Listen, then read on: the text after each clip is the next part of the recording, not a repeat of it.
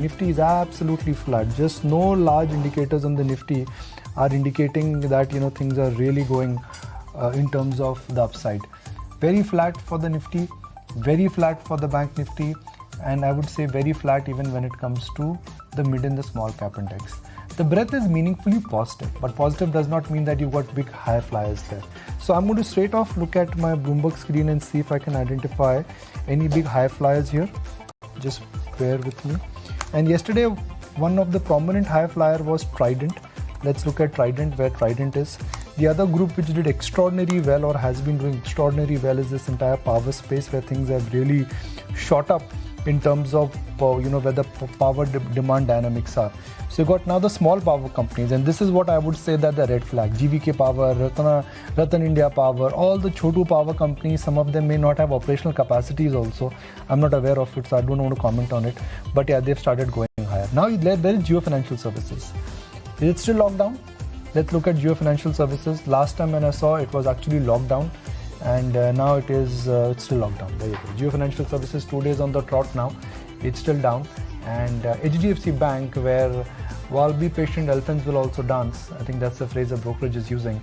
And the elephant is not dancing today. The elephant is simply just resting where it is. It is almost 1600 by the way for HDFC Bank today. Yeah, not bad. 0.5% in the green start, so not all that quiet. The Adani group of names, of course, have been very active off late.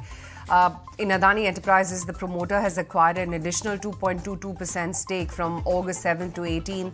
So that's one stock which is in focus. There's L&T Technologies as well. The management has indicated that July has seen some pickup in the deal activity versus what they saw in the April to May period.